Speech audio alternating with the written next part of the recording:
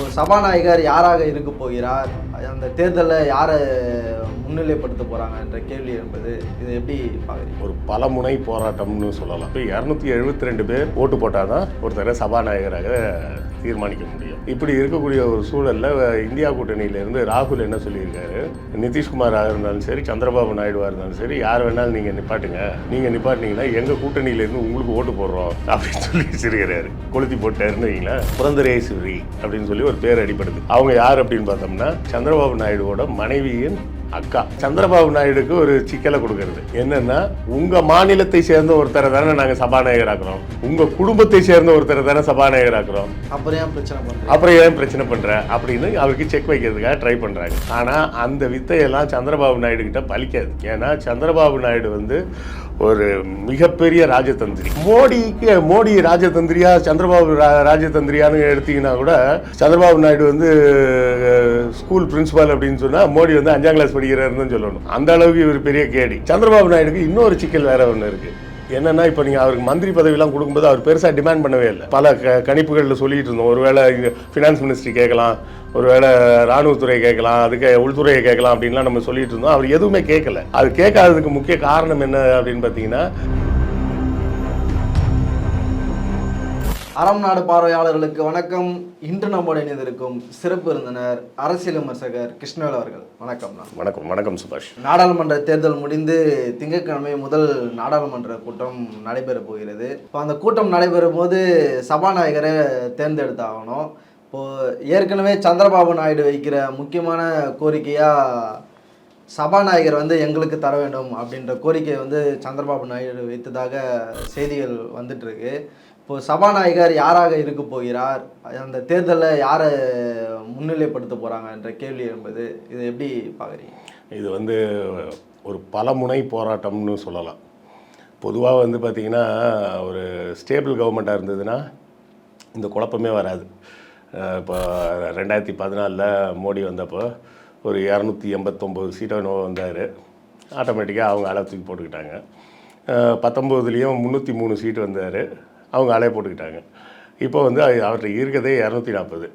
இப்போ 272 பேர் ஓட்டு போட்டால் தான் ஒருத்தரை சபாநாயகராக தீர்மானிக்க முடியும். இப்படி இருக்கக்கூடிய ஒரு சூழலில் இந்தியா கூட்டணியிலேருந்து ராகுல் என்ன சொல்லியிருக்காரு, நிதிஷ்குமாராக இருந்தாலும் சரி, சந்திரபாபு நாயுடுவாக இருந்தாலும் சரி, யார் வேணாலும் நீங்கள் நிப்பாட்டுங்க, நீங்கள் நிப்பாட்டினீங்கன்னா எங்கள் கூட்டணியிலேருந்து உங்களுக்கு ஓட்டு போடுறோம் அப்படின்னு சொல்லி வச்சிருக்கிறாரு. கொளுத்தி போட்டாருன்னு வைங்களேன்.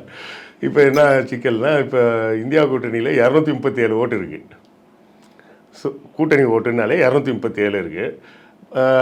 அதுக்கு எதிராகவே பாஜக முழுமையாக ஓட்டு போட்டால் கூட ஒரு 3 ஓட்டு தான் டிஃப்ரென்ஸ் இருக்கும். சரியா? அப்போது மற்ற கட்சிகள், அதாவது சிவசேனா ஏக்நாத் ஷிண்டே, நிதிஷ்குமார், சந்திரபாபு நாயுடு, இவங்க 3 பேரும் சேர்ந்து எங்கே ஓட்டு போடுறாங்கன்றதை பொறுத்து தான் சபாநாயகர் தீர்மானிக்கப்படும் அப்படின்ற மாதிரி ஒரு சூழலில் வந்து சிக்கிக்கிட்டு இருக்குது. இந்த இடத்தில் சந்திரபாபு நாயுடு நெருக்கடி கொடுப்பாரா அப்படின்னு யோசித்தோம்னா, ஏற்கனவே வந்து புரந்தரேஸ்வரி அப்படின்னு சொல்லி ஒரு பேர் அடிப்படுது. அவங்க யார் அப்படின்னு பார்த்தோம்னா சந்திரபாபு நாயுடுவோட மனைவியின் அக்கா. சரியா? அங்கே என்ன ஒரு சிக்கல் அப்படின்னா, அது என்டிஆருடைய மகள். அப்படி சிம்பிளாக சொல்லிட்டு போக வேண்டியது தானே சார் அப்படின்றீங்களா?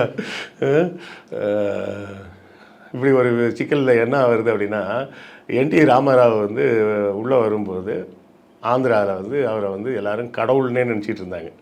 இன்னும் சொல்லப்போனால் வேடிக்கையாக என்டிஆரோட வாழ்க்கை வரலாறை பற்றி ஒரு படம் எடுத்திருந்தாங்க, ஒரு வெப் சீரிஸ் மாதிரி.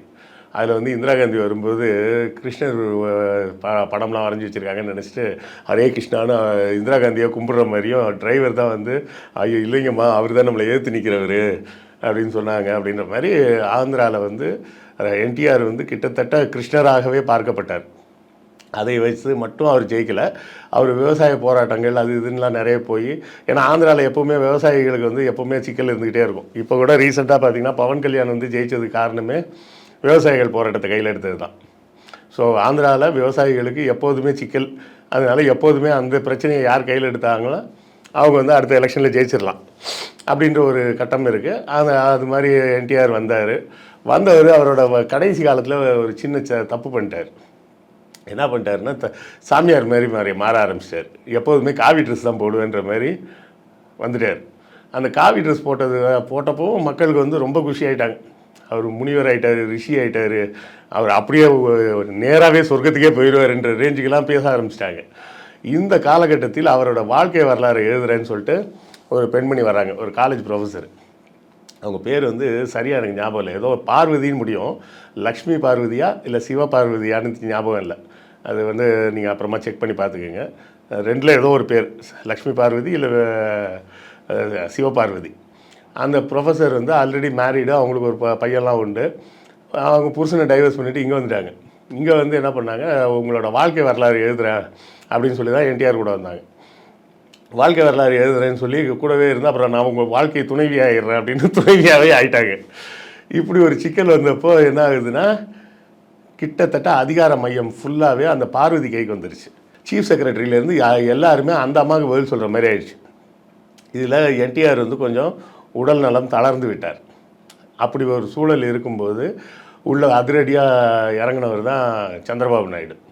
சந்திரபாபு நாயுடு வந்து என்டிஆரோட 2வது பொண்ணோட கணவர்.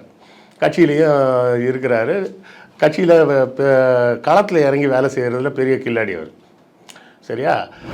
அப்படி ஒரு சூழலில் அவர் உள்ளே இறங்கி மாமனாரையே தூக்கிட்டு அவர் சிஎம் ஆகிறார். இப்படி சிஎம் ஆகும்போது அவங்க குடும்பத்துக்குள்ளே என்ன ஒரு சிக்கல் வருது அப்படின்னா, எங்கள் அப்பா சிஎம்மு, அப்போ அதுக்கு அடுத்தால வரணும்னா நாங்கள்லாம் வரணும். ஒன்று எங்கள் அண்ணன் பாலையா வரணும், இல்லைன்னா நான் வரணும், இல்லை என் தங்கச்சி வந்தால் கூட பரவாயில்ல, இவர் வெளியே இருந்து வந்த ஆள் இவர் எப்படி சிஎம் ஆகுது அப்படின்ற மாதிரி அந்த அக்காவுக்கு வந்து கொஞ்சம் கோவங்கள். நீ மாப்பிள்ளையாக வந்துட்டு வீடையே எந்துன்னு நீ சொல்கிறிய அப்படின்ற மாதிரி அவங்களுக்குள்ள பிரச்சனையாகி கடைசியில் என்டிஆர் மறைவுக்கு பிறகு அவங்க வந்து பாஜக போயிட்டாங்க. முதல்ல காங்கிரஸ் போயிட்டு அதுக்கப்புறம் பாஜக போனாங்கன்னு நினைக்கிறேன். சரியாக நினைவில்லை, என் நினைவு சரியாக இருந்தால் காங்கிரஸ் போயிட்டு தான் பாஜக போனாங்கன்னு நினைக்கிறேன். அப்போ பாஜகவில் என்டிஆர் சந்திரபாபு நாயுடுக்கு எதிராக நிப்பாட்டுறதுக்காகவே இவங்களை வந்து மாநில தலைவராக்கிட்டாங்க. இன்றைக்கி ஆந்திர பிரதேச பாஜகவோட மாநில தலைவர் வந்து இந்த புரந்தரேஸ்வரி. இப்போ என்டிஆருக்கு சப்போர்ட் பண்ணுற மக்கள் வந்து 2ஆக பிரிஞ்சு நிற்கிறாங்க. என்டிஆர்லாம் மறந்துட்டாங்க, அதெல்லாம் அந்த ஒரு இது இருக்கும் இல்லை, அந்த செட்டெல்லாம் செத்து போயிருப்பாங்க. அவங்கெல்லாம் ரொம்ப வயசாகி செத்து போயிருப்பாங்க. இப்போ எம்ஜிஆரை சப்போர்ட் பண்ணுற ஆளுங்கன்னு இப்போ யாராவது உயிரோடு இருப்பாங்களா? அவங்கெல்லாம் போய் சேர்ந்துருப்பாங்க. ஜெயலலிதாவை சப்போர்ட் பண்ணுற ஆளுங்கள்லேயே பாதி பேர் போய் சேர்ந்துருப்பாங்கன்னு வச்சிங்களேன். என்டிஆரை சப்போர்ட் பண்ணக்கூடிய அந்த குரூப்லாம் போய் சேர்ந்துருக்கும். இப்போதைக்கு அவங்களுக்கு தெரிஞ்சது வந்து சந்திரபாபு நாயுடு, அவ்வளோதான். ஏன்னா அவங்க பார்த்தது சந்திரபாபு நாயுடு தான் பல காலமாக சிஎம்மாக இருக்கார். இப்போது சந்திரபாபு நாயுடுக்கு ஒரு சிக்கலை கொடுக்கறது என்னென்னா, உங்கள் மாநிலத்தை சேர்ந்த ஒருத்தரை தானே நாங்கள் சபாநாயகராக்குறோம், உங்கள் குடும்பத்தை சேர்ந்த ஒருத்தரை தானே சபாநாயகராக்குறோம், அப்புறம் ஏன் பிரச்சனை பண்ணுற அப்படின்னு அவருக்கு செக் வைக்கிறதுக்காக ட்ரை பண்ணுறாங்க. ஆனால் அந்த வித்தையெல்லாம் சந்திரபாபு நாயுடு கிட்ட பலிக்காது. ஏன்னா சந்திரபாபு நாயுடு வந்து ஒரு மிகப்பெரிய ராஜதந்திரி. சரியா? என்டிஆர்ன்ற ஒரு பெரிய உருவத்தையே காலி பண்ணிட்டு உள்ளே வந்தவர். அதாவது இப்போ எம்ஜிஆரை காலி பண்ணி ஒரு ஆள் உள்ளே வந்திருந்தானே எப்படி இருக்கும்? மோடி ராஜதந்திரியா சந்திரபாபு ராஜதந்திரியான்னு எடுத்திங்கன்னா கூட, சந்திரபாபு நாயுடு வந்து ஸ்கூல் பிரின்சிபால் அப்படின்னு சொன்னால் மோடி வந்து 5ஆம் கிளாஸ் படிக்கிறாருன்னு சொல்லணும். அந்த அளவுக்கு இவர் பெரிய கேடி. இவர் வந்து நேஷ்னல் பாலிடிக்ஸுக்குள்ளே வரலன்றது மட்டும்தான் விஷயமே தவிர, மற்றபடி அவரெல்லாம் அவ்வளோ ஈஸியாலாம் இடப்பட முடியாது. சந்திரபாபு நாயுடு வந்து மிகப்பெரிய கில்லாடி. அதே போலவே பார்த்தீங்கன்னா நிதிஷ்குமாருக்கு இப்போ என்ன சிக்கல் இருக்குது அப்படின்னு பார்த்தோம்னா, உடனடியாக அடுத்த ஸ்டேட் எலெக்ஷன் வருது. இப்போ ஸ்டேட் எலெக்ஷன் வரும்போது மறுபடியும் பிஜேபியோட சப்போர்ட் வேணும். அவருக்கு சப்போர்ட் இல்லாமல் ஜெயிக்க முடியாது. அப்படி சப்போர்ட் வேணான்ட்டு போனாருன்னா லல்லு ஜெயிச்சிருவார். அங்கே 3ஆவதாக ஒரு கட்சி உருவாகுது. பிரசாந்த் கிஷோர் வந்து, ஆமாம், பிரசாந்த் கிஷோர் வேற ஒரு கட்சி ஆரம்பிச்சுட்டு பவன் கல்யாண் உருவாகிட்டு இருக்கு. ஆமாம், அவங்க ஒரு பவன் கல்யாண் மாதிரி அவர் உருவாகிட்டு இருக்கிறாரு. இப்போது நிதிஷ்குமாருக்கு 2 பிரச்சனை. ஒன்று, சபாநாயகருக்கு எங்கள் ஆள் வேண்டான்னு சொல்லணும். வேண்டான்னு சொன்னால் என்ன நடக்கும் அப்படின்றதும் அவருக்கு தெரியும். பீகாரில் ஒரு எதிர்ப்பு, பீகாரில் எதிர்ப்பு வருதோ இல்லையோ, மோடி நம்ம கட்சியை உடச்சிருவாருன்னு தெரியும். மோடியோட ஃபார்முலா ரொம்ப சிம்பிள் ஃபார்முலாமா. ஒரு ஸ்டேட்டுக்கு போங்க, அந்த ஸ்டேட்டில் முடிஞ்சால் ஹையஸ்ட்டு பவரில் இருக்கக்கூடிய கட்சியை பிடி, இல்லைன்னா செகண்டில் இருக்கக்கூடிய கட்சியை பிடிச்சதுக்கப்புறம் என்ன பண்ணு, அவங்க கூட கூட்டணி வை. கொஞ்ச நாள் கழிச்சு என்ன பண்ணு, அந்த கட்சியை 2ஆக உட. சரியா? சிவசேனா போயிட்டு என்ன பண்ணாங்க, 2ஆக உடச்சி விட்டாங்க. ஏக்நாத் சிண்டே தனியாக இப்போ வந்து தெருல நிற்கிறாரு. அடுத்தால பார்த்தீங்கன்னா சரத்பவார் கட்சியை 2ஆக உடச்சி விட்டாரு. இங்கே தமிழ்நாட்டில் கூட என்ன பண்ணார், ஏடிஎம்கேவை 2ஆக உடச்சி விட்டார், இபிஎஸ் ஓபிஎஸ்ன்னு. அப்புறம் ஓபிஎஸ் தெருல நிற்கிறாரு. ஸோ இப்படி தான் இவங்களோட வேலையாகவே தொடர்ந்து இருக்கும். அப்போ நம்ம வந்து சபாநாயகரை இவங்க எல்லாரும் கேட்குறதுக்கு முக்கிய காரணமே என்னென்னா, நம்ம கட்சியை உடச்சிருவா இருந்தாலே அப்படின்ற பயம்தான். கட்சியை உடச்சிட்டாங்கன்னா அவங்க இருக்கிறதே கட்சி ஒன்று தான் அவங்க கையில் இருக்கிறது, அதையும் உடச்சி 2ஆக பிரித்து தூக்கிட்டு போயிட்டாங்கன்னா மொத்தமாக தெருவுக்கு வந்துடுவோம் அப்படிங்கிறது தான் அவங்களோட பயம். அந்த பயத்தில் தான் இவங்கெல்லாம் வந்து சபாநாயகரை கேட்கணும். இப்போ நிதிஷ்குமாருக்கு இந்த மாதிரி ஒரு சிக்கல், சந்திரபாபு நாயுடுக்கு அந்த மாதிரி ஒரு சிக்கல். உள்ளூர்லேயே வந்து எதிர்ப்பு வரும். நீங்கள் ஏன் கேட்குறீங்க, அவங்க தான் நம்ம மாநிலத்துக்கே கொடுக்குறேன்றாங்களே, ஆதரவு கொடுத்துட்டு போக வேண்டியது தானே அப்படின்ற மாதிரி ஒரு பேச்சு வரும்.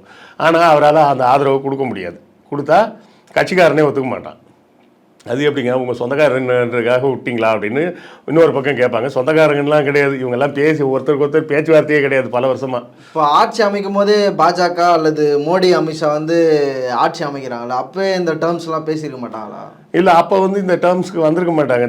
டேர்ம்ஸ் பேசுகிற அளவுக்கு அவங்க பலமாக இல்லைல்ல. இப்போ ஒரு 260 சீட்டுக்கிட்ட இருந்து ஒரு 12 சீட்டு தான் குறையுதுன்னு வச்சுக்கிங்க.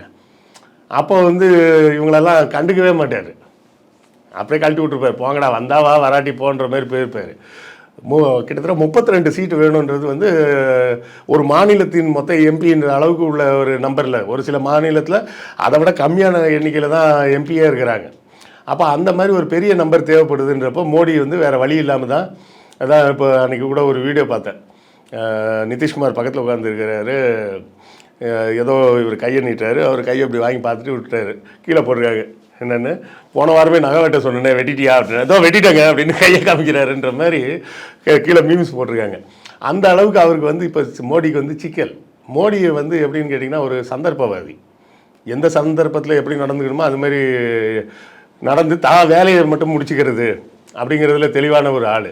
அப்படி இருக்கும்போது சபாநாயகரை விட்டு கொடுப்பாரா அப்படின்னு சொன்னால், அது சபாநாயகரை விட்டு கொடுப்பது என்பது வந்து கிட்டத்தட்ட ஆட்சியவே விட்டு கொடுக்குற மாதிரி.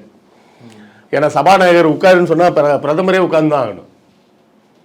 அதுதான் அவை நடவடிக்கை.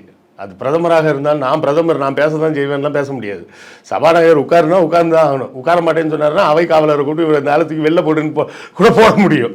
அந்த மாதிரி நாடாளுமன்றத்தில் அந்த அவை தலைவர் அப்படிங்கிற பதவிக்கு வந்து ஒரு அதிகாரம் மிக்க ஒரு பதவி.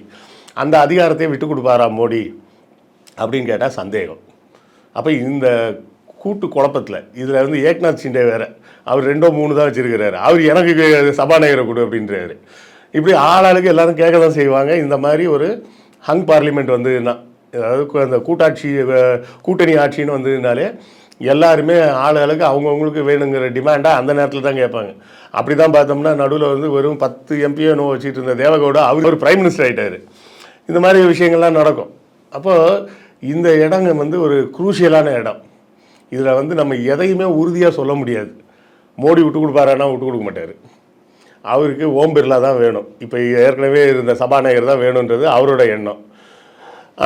அமித்ஷா போன்றவர்கள் சொல்கிறது என்னென்னா அரசியல் வியூகம், சந்திரபாபு நாயுடுக்கு செக் வைப்போம், புரந்தரேஸ்வரியை முன்னாடி வைப்போம் அப்படின்னு. இப்போ சந்திரபாபு நாயுடுக்கு இது எந்த விதமான பதட்டத்தையோ செக்கோ வைக்காது. இல்லை, அவர் என்ன நடவடிக்கை எடுக்க போகிறாருன்னு இன்னும் அவர் காட்டவே இல்லை. அதுதான் சிக்கல். சந்திரபாபு நாயுடுக்கு இன்னொரு சிக்கல் வேறு ஒன்று இருக்குது. என்னென்னா, இப்போ நீங்கள் அவருக்கு மந்திரி பதவியெல்லாம் கொடுக்கும்போது அவர் பெருசாக டிமாண்ட் பண்ணவே இல்லை. எல்லோரும் நம்மெல்லாம் பேசும்போது பல கணிப்புகளில் சொல்லிகிட்டு இருந்தோம். ஒருவேளை ஃபினான்ஸ் மினிஸ்ட்ரி கேட்கலாம், ஒருவேளை இராணுவத்துறை கேட்கலாம், அதுக்கு உள்துறையை கேட்கலாம் அப்படின்லாம் நம்ம சொல்லிகிட்டு இருந்தோம். அவர் எதுவுமே கேட்கல. அது கேட்காததுக்கு முக்கிய காரணம் என்ன அப்படின்னு பார்த்தீங்கன்னா, கடந்த ஜெகனோட ஆட்சியில் வந்து அமராவதியை வந்து அப்படியே கிடப்பில் போட்டாங்க. அது கிட்டத்தட்ட பூத் பங்களா மாதிரி ஆகிப்போச்சு அந்த இடம். ஆனால் அவர் நிதித்துறையை கேட்குறதா சொல்லியிருந்தாங்க, ஆனால் அதை கூட விட்டு கொடுத்துட்டாரு. அதுதான் எனக்கு சந்தேகமாக இருக்குது. ஒருவேளை சபாநாயகரை குறி வச்சு தான் அவர் கேட்காம இருக்கிறாரா அப்படின்ற ஒரு விஷயம். இன்னொரு விஷயம் என்னென்னா, அவருக்கு வந்து இப்போ ஏகப்பட்ட நிதி தேவை. அந்த அமராவதி நகரை வந்து இந்த 1 வருஷத்துக்குள்ளே அவர் திறந்தாகணுன்றது அவரோட குறிக்கோளில் இருக்குது. பதவியேற்ற 1 வருஷத்துக்குள்ளே 2025 அதிகம் போனால் 26க்குள்ளே அந்த அமராவதியை தலைநகராக திறந்துடணும். ஒரு ஸ்டேட் வந்து தலைநகரமே இல்லாமல் உட்கார்ந்துருக்குது. அவர் பண்ணலைன்னா அடுத்த வாட்டி எலெக்ஷனில் ஜெயிக்க முடியாது. அவர் செஞ்சு காட்டியே ஆகணும். ஏன்னா ஜெகன் செய்யலைன்னா மக்கள் எப்படி பார்ப்பாங்கன்னா, சந்திரபாபு நாயுடு ஆரம்பித்த வேலைன்றதுனால அவர் விட்டுட்டாரு அப்படின்னு அதை கண்டுக்க மாட்டாங்க. ஜெகனால் கட்ட முடியல அப்படின்னு பார்க்க மாட்டாங்க. சந்திரபாபு நாயுடு செஞ்சதுனால தான் அவர் விட்டார் அவர் வேற ஐடியா வச்சிருப்பாருன்ற மாதிரி பேசிட்டு போயிடுவாங்க. இவர் செய்யாமல் விட்டாருன்னா இவருக்கு அது அசிங்கமாயிடும். இவர் அதை செஞ்சே ஆகணுன்றது இவருக்கு ஒரு கட்டாயம். இந்த கட்டாயத்தில் அவர் வந்து அந்த நிதிகள் வரணுமே அப்படின்றதுக்காக மத்திய அரசு கூட பெருசாக வந்து உரசல் இல்லாமல் போயிடுவோமே அப்படின்னு நினைக்கவும் வாய்ப்பு இருக்குது. அதே மாதிரி நிதிஷ்குமாருக்கும் ஒரு சிக்கல் இருக்குது. ஏன்னா அடுத்த அசம்பிளி எலெக்ஷன் வருது. அசம்பிளி எலெக்ஷன் வரும்போது கமுக்கமாக இருந்துட்டு பேசாமல் சப்போர்ட்டை வாங்கி ஜெயிக்கிற வழியை பார்ப்போம். ஏன்னா போன தடவையே அந்த கூட்டணி இல்லாமல் தான் ஜெயித்தாங்க. ஆர்ஜேடி கூட தான் கூட்டணி வச்சு ஜெயிச்சு அப்புறம் அவங்கள கழட்டி விட்டாரு. இந்த வாட்டி ஆர்ஜேடி வராது இவங்க கூட. ஆர்ஜேடி லல்லுவோட கட்சி இவங்க கூட வரமாட்டாங்க. அவங்க காங்கிரஸ் கூட தான் போவாங்க. ஏற்கனவே பீகாரில் கொஞ்சம் தடுமாறிட்டு தான் இருக்குது. இந்த நேரத்தில் அவரும் பிஜேபியை பகைத்து கொள்ள விரும்ப மாட்டார். ஏக்நாத் ஷிண்டே அது ஒன்றும் பெருசாலாம் ஒன்றும் கிடையாது. அவர்கிட்ட 2-3 தான் சீட் இருக்குது. அவருக்கு வேறு ஏதாவது ஒரு இலாக்காவை கொடுத்துட்டா பேசாமல் வாங்கி போயிடுவாருன்ற மாதிரி ஒரு சூழலும் இருக்குது. இல்லை எல்லாருமே வந்து தங்களுடைய கட்சியை பாதுகாக்கணும்னா, ஆனால் அவங்களுக்கு இன்னொரு சிக்கல் என்னென்னா சபாநாயகரை வாங்காமல் விட்டாங்கன்னா அவங்க கட்சி உடஞ்சிடும். கட்சியை உடைப்பதில் தெளிவாக இருப்பார். இப்போ இந்த புரந்தேஸ்வரியே இருக்காங்களே, அவங்களே வந்து தெலுங்கு தேசம் உடையுதுன்னா சந்தோஷப்படுவாங்க. ஏன்னா எங்கள் அப்பாவோட கட்சி எங்களுக்கு தான் வரணும் அப்படின்றதுல அவங்களுக்கு இன்னும் அந்த கோவத்தில் தான் அவங்க வந்து அங்கே போய் உட்காந்துருக்கிறாங்க. ஸோ அப்படி இருக்கும்போது எல்லாருக்குமே வந்து கட்சி உடைபடுவதற்கான வாய்ப்பு அதிகம். ஆம் ஆத்மியே வந்து முதல்ல இங்கே வா வேணாமான்னு யோசிச்சவங்க இந்த பக்கம் வந்ததுக்கு காரணமே என்னென்னா, அந்த பக்கம் போனோம்னா நம்மளை உடச்சிடுவாங்க கட்சியை. திரிணாமுல் காங்கிரஸையே உடைக்க ட்ரை பண்ணாங்க, ஆனால் நடக்கலை. திமுகலையும் அதே வேலையை பண்ணாங்க. செந்தில் பாலாஜி அப்படி தான் தூக்குனது, ஆனால் அது நடக்கலை. அதிமுகவில் ஓபிஎஸை தூக்குனாங்க, ஆனால் இபிஎஸ் கொஞ்சம் ஒரு மாதிரி ஸ்டெடி ஆகிட்டார். ஜெயக்குமார்லாம் கூட இருந்ததுனால அவங்க தப்பிச்சுக்கிட்டாங்க. கொஞ்சம் மிஸ் ஆகிருந்ததுன்னா அதிமுகவை காலி பண்ணி விட்ருப்பாங்க. ஸோ இப்போ இவர்கள் வந்து கூட்டணியில் இருந்தால் கூட்டணி தர்மப்படி பாஜக என்ன செய்யும்னா 1 வருஷம் 2 வருஷம் பார்க்கும், அதுக்கப்புறம் கட்சியை உடச்சி விட்ருவாங்க. அப்போ இவங்களுக்கு சபாநாயகர் அப்படின்ற ஒரு பொறுப்பு கிடைச்சதுன்னா ஒரு கடிவாளம் மாதிரி இருக்கும். மோடி இஷ்டத்துக்கு ஆடுறதோ அவர் சௌகரியத்துக்கு என்ன வேணால் பண்ணுறதோன்ற மாதிரி இல்லாமல் அவரோட குடுமி இவங்க கைக்கு வந்துடும் அப்படின்ற ஒரு கோணத்தில் இவர்கள் அதை நோக்கி போகவும் வாய்ப்பு இருக்குது. போகாமல் இருக்கிறதுக்கும் ஈக்குவலாகவே வாய்ப்பு இருக்குன்றது தான் ஒரு சிக்கலாக இருக்குது. இது இல்லைன்னா நம்ம இப்போயே சொல்லிடலாம் இதுதான் நடக்க போகுது அப்படின்னு. இப்போ 2 பக்கமும் இருக்குது. ஒன்று கட்சியா இல்லை தனக்கு வர வேண்டிய பலன்களா அப்படின்னா 2மே அவங்களுக்கு தேவைப்படுது. அதுவும் உடனடியாக தேவைப்படுது. இப்போ இல்லை ஒரு 5-6 வருஷம் கழிச்சு தான் வேணும் அப்படின்னு சொன்னான்னா துணிச்சலாக முடிவு எடுக்கலாம். அவர்களுக்கு தேவையான சந்திரபாபு நாயுடுவை பொறுத்தவரை அமராவதிக்கான நிதி உடனடியாக தேவைப்படுது. நிதிஷ்குமாரை பொறுத்தவரை அடுத்த தேர்தலில் உடனடியாக பாஜகவோட உதவி தேவைப்படுது. அப்படி இருக்கும்போது கேட்காம இருக்கிறதுக்கும் வாய்ப்பு இருக்குது. ஆனால் கேட்காம இருந்தால் கட்சி உடச்சிடுவாங்கன்ற பயமும் அவங்களுக்கு இருக்குது. அப்போ இந்த நேரத்தில் நாம் எந்த கமெண்ட்டும் சொல்ல முடியாது அப்படிங்கிறது தான் இறுதியாக சொல்ல முடியும். இப்போ பொறுத்திருந்து தான் நம்ம பார்க்கணும். ஆமாம், நாளைக்கு அது தெரிஞ்சிடும் என்ன நடக்க போகுதுன்றதை. அரங்கத்திற்கு வந்து பல்வேறு தலைப்பு வந்தவனைக்கு ரொம்ப நன்றி.